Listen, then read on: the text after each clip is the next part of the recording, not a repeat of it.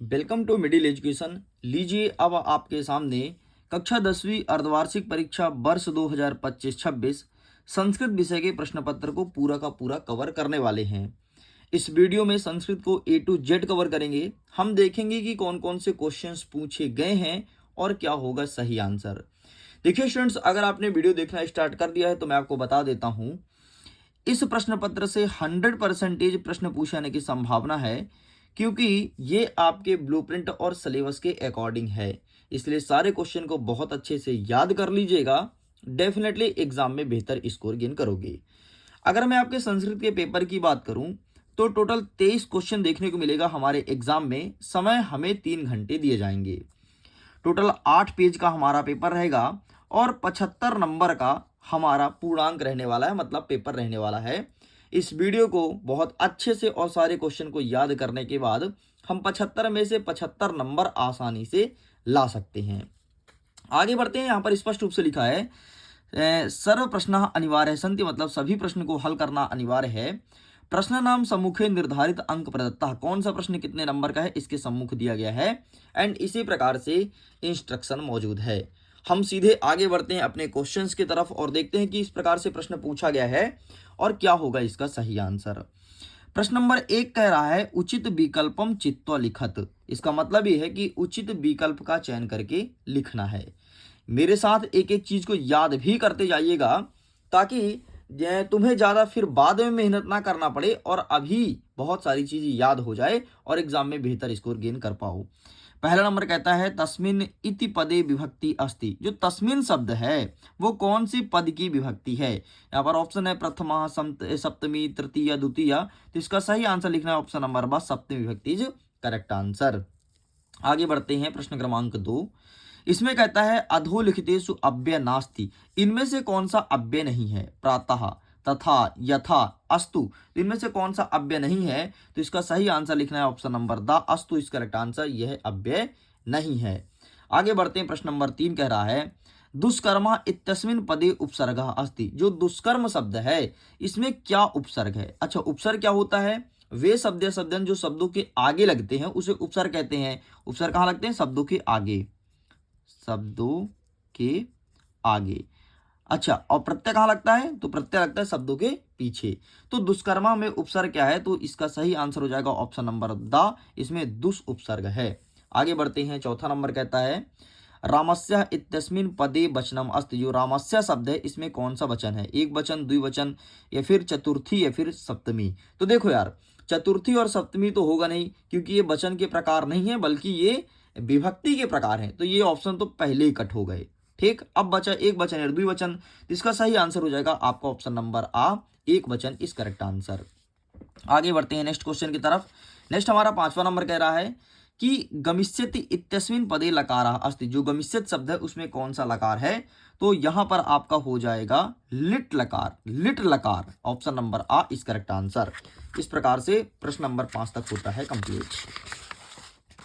आगे बढ़ते हैं नेक्स्ट क्वेश्चन की तरफ। नेक्स्ट क्वेश्चन हमारा कह रहा है प्रश्न क्रमांक 6, छठवां नंबर का है, कह रहा है महाऔषधि इत्यस्मिन् पदे संधि विच्छेद अस्ति। मतलब महाऔषधि का संधि विच्छेद कीजिए, क्या बनेगा। तो ये बनेगा महाधन औषधि, अर्थात ऑप्शन नंबर बा आपका सही उत्तर हो जाएगा।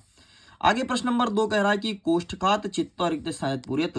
अब आपको रिक्त स्थान भरना है यहां पर। ठीक है, पहला नंबर कहता है कि प्रकृति वातावरणे क्षणम संचरणम डैश डैश डैश लाभदायकम भवति। तो यहाँ पर सिंपल सा आपको लिखना है अपी। क्या लिखोगे, अपी, बस इतना लिख के कंप्लीट करेंगे। नेक्स्ट हमारा दूसरा नंबर कहता है कि कश्चित डैश डैश डैश बलिवर्दाभ्यम क्षेत्र करणीयम कुर्वन्न सति। तो यहाँ पर आपको लिखना है कृषिका। क्या लिखोगे, कृषका, इतना लिख के कंप्लीट करेंगे। नेक्स्ट हमारा कह रहा है कि तत्र राज सिंहा नाम डैश डैश डैश वसति इसम। तो यहां पर आपको लिखना है राजपुत्र। क्या लिखोगे, राजपुत्र। आगे बढ़ते हैं। नेक्स्ट हमारा चौथा नंबर कह रहा है कि डैश डैश डैश जीवनम दुर्वहम अस्ति। तो यहां पर आपको लिखना है अत्र, अत्र जीवनम दुर्वहम अस्ति। नेक्स्ट हमारा कह रहा है बुद्धि डैश डैश डैश तंवी सर्वकायेषु सर्वदा। तो यहां पर आपको लिखना है बलवती, बुद्धि बलवती। ठीक, यहां पर हो जाएगा आपका बलवती।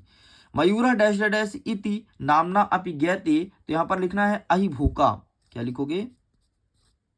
अहि भूक। बस इतना लिख के आपको कंप्लीट कर देना है। आगे बढ़ते हैं, प्रश्न क्रमांक 3 कह रहा है कि युग मेलनम कुरत, मतलब आपको जोड़ी का मिलान करना है। पहला नंबर कह रहा है, इधर इधर लिखा है का, इधर लिखा है खा। पहला नंबर कह रहा है निश्छला, तो इसका सही आंसर आपका क्या हो जाएगा? इससे मैच हो जाएगा निधन छल, ये हो जाएगा पहले का उत्तर। दूसरा नंबर कह रहा है पुस्तकालय, तो इसका सही आंसर क्या हो जाएगा? पुस्तकालय आपका दीर्घ स्वर संधि है, तो ये हो जाएगा दूसरे का। नेक्स्ट कह रहा है त्रिभुवनम, तो इसका सही आंसर हो जाएगा आपका द्विगु समास। त्रिभुवनम का मतलब होता है 3 भवनों का समूह। नेक्स्ट कहता है दुर्बलम, तो इसका सही आंसर हो जाएगा आपका वृषभम, तो ये हो जाएगा चौथे का।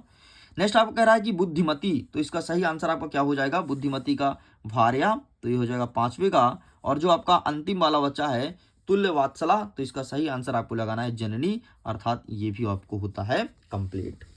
आगे बढ़ते हैं, प्रश्न क्रमांक 4 कह रहा है कि एक पदेन उत्तरम लिखत, अब आपको एक पद में उत्तर लिखना है। पहला नंबर कहता है कि दुर्बले सुते कस्य अधिका कृपा भवति, तो यहाँ पर आपको सिंपल सा लिखना है मातुहु। क्या लिखना है? मातु, और ये आपका सही उत्तर हो जाएगा। नेक्स्ट दूसरा नंबर कहता है कि सरसा तीरे के वसंती, तो यहाँ पर लिखना है वाक सहस्त्र। क्या लिखोगे? वाक सहस्त्र, वाक सहस्त्र, ये लिख के कंप्लीट करेंगे। नेक्स्ट कहता है कि तपोवन वासिनः कुत्रस्य मातरम केन नामना आहायन्ति, तो यहाँ पर आपको लिखना है देवती। देवती लिख के कंप्लीट करेंगे। याद कीजिए अपने स्कूल का पहला दिन।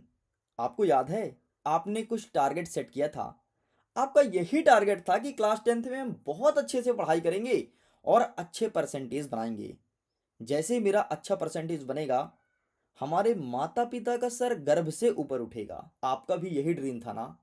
लेकिन आपको पता है इस वक्त आप अपने ड्रीम से भटक रहे हैं। आप डेली कहते हैं हम कल से पढ़ाई करेंगे, कल से पढ़ाई करेंगे, लेकिन हमारी पढ़ाई हो नहीं पाती है।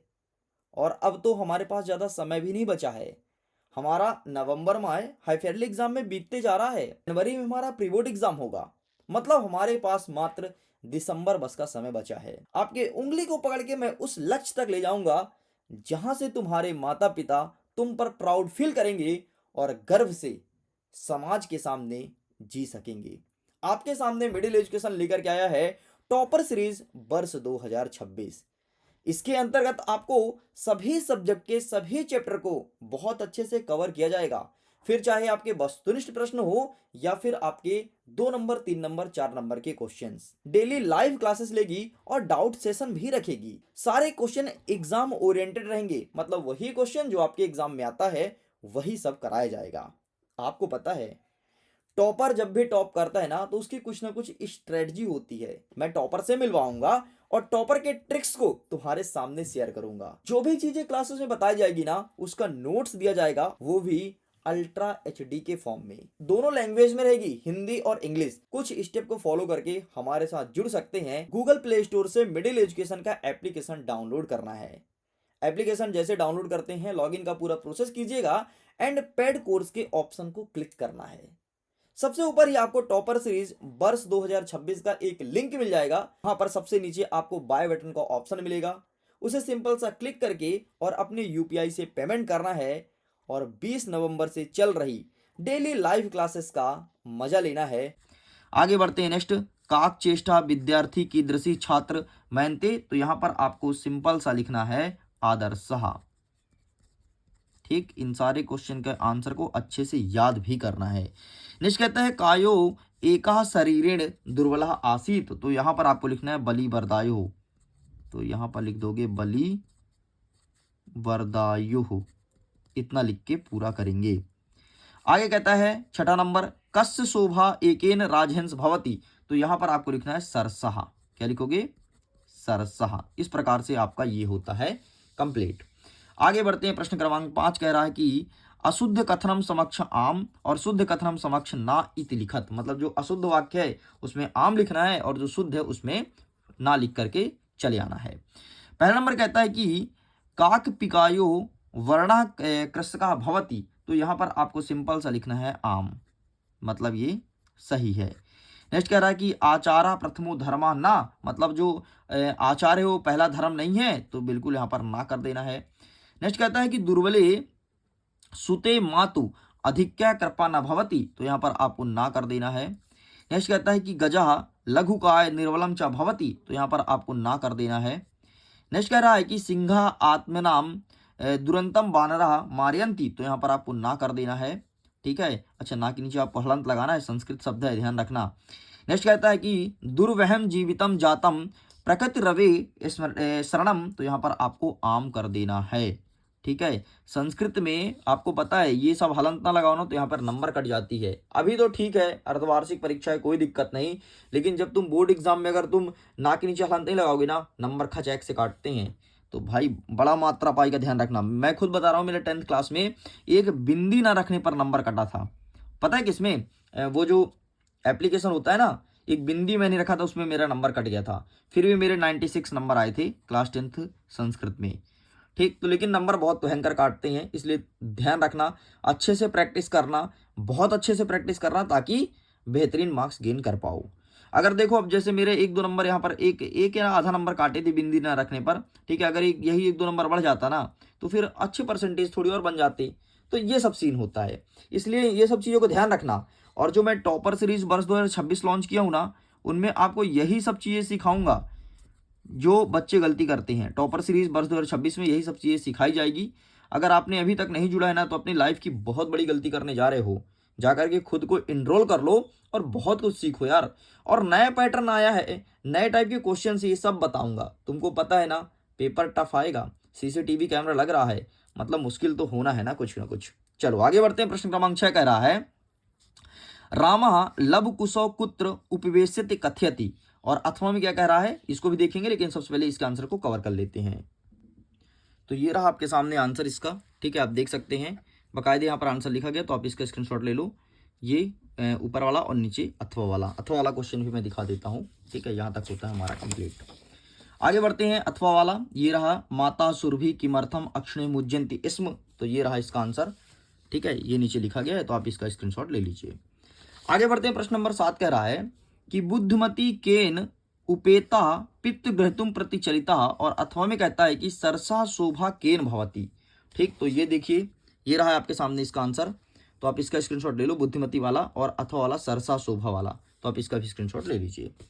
आगे बढ़ते हैं। प्रश्न नंबर 8 कह रहा है कि कुशल वायो वंशस्य कृतकः का, और अथवा में कहता है कि निर्धनः जनः कथा वित्तम उपार्जितवान। ये प्रश्न पूछा गया है, तो ये रहा है आपके सामने 8वें नंबर का आंसर। ठीक है, तो आप इसका भी स्क्रीनशॉट ले लो, ये ऊपर वाला और ये अथवा वाला आंसर लिखा गया है।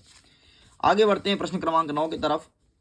व्याघ्रा की वीर्च्यम पालेति, और अथवा कहता है कि अकस्माकम पर्यावरण की दूषितम, मतलब हमारे पर्यावरण में कौन कौन से प्रदूषित है, कौन कौन सा चीज दूषित है। तो यहाँ पर ये रहा प्रश्न क्रमांक 9 का उत्तर, व्याघ्रा वाला और अथवा वाला ये रहा। ठीक है, तो ये पूरा लिख लेना। आगे बढ़ते हैं। प्रश्न क्रमांक 10 क्या कह रहा है, 10वां नंबर कह रहा है कि मीना कदा दीना गति प्रणयोति, और अथवा कहता है कि कृषका की करोति स्म। तो आइए देखते हैं 10वें नंबर का आंसर, ये रहा तुम्हारे सामने, तो आप इसका भी स्क्रीनशॉट ले लो, बढ़िया बकायदे छाप देना।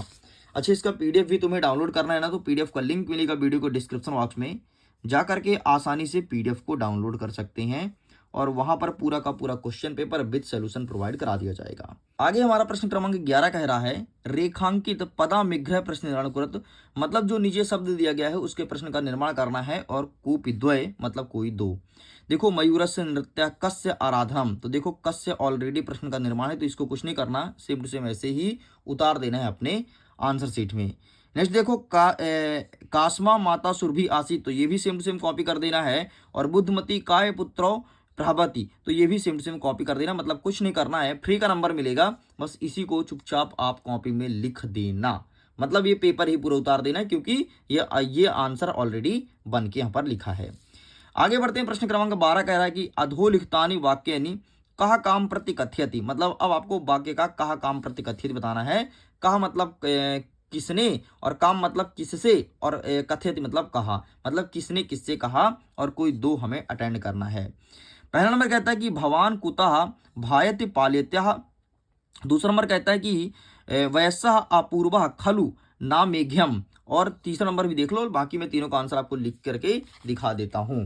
तो ये रहा कहा काम प्रति कथयति का आंसर। ठीक है। कहा मतलब कहा के नीचे आपको लिखना है स्त्रगलः और काम के नीचे लिखना है व्याघ्रम।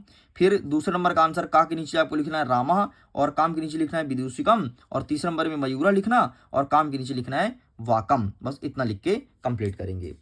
आगे बढ़ते हैं। नेक्स्ट प्रश्न क्रमांक 3 कह रहा है कि प्रश्न पत्रे समागत श्लोकान विहाय स्व पाठ्य पुस्तकानि एकम सुभाषितम लिखत। मतलब कह रहा है कि अपने पाठ्य पुस्तक से एक सुभाषितानी लिखना है जो प्रश्न पत्र में ना आया हो।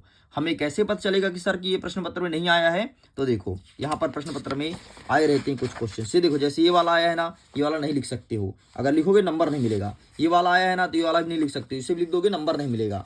ठीक, तो इस प्रकार से जो आपकी किताब में, जो आपके पेपर में ना आया हो उसे लिख करके आना है। तो जो तुम्हें याद हो वो लिख देना, लेकिन ध्यान रखना वो पेपर में ना आया हो। चलो आगे बढ़ते हैं। प्रश्न नंबर 14 कह रहा है कि अधोलिखितेषु अशुद्ध वाक्यम अशुद्ध कारक वाक्य शुद्ध करणीयम कोपिद्वय। मतलब अशुद्ध वाक्य को अब आपको शुद्ध करना है। क्या कहता है? वृक्षस पत्राण पतति, ये कहता है ना, तो यहाँ पर वृक्षस से नहीं होगा बल्कि यहाँ पर आपका हो जाएगा वृक्षात। ठीक है, वृक्षात, ये हलंत लगा देना, और पत्राणी पतंती हो जाएगा, पतत नहीं होगा, पतंती हो जाएगा। तो ये सब छोटी छोटी गलतियों का ध्यान रखना भाई, यहीं पर नंबर कटता है। ठीक है, पत्राणी सेम टू सेम नीचे आ जाएगा। चलो इस प्रकार से होता है कंप्लीट। आगे देखते हैं दूसरा नंबर क्या कह रहा है। दूसरा नंबर कह रहा है कि सा मोदकम खादसी, सा मोदकम खादसी। तो सा ठीक लिखा है, मोदकम ठीक लिखा है, खादस नहीं होगा बल्कि यहाँ पर आपको कर देना है क्या, खादती। क्या कर दोगे? खादती। लो भाई, बन गया आंसर।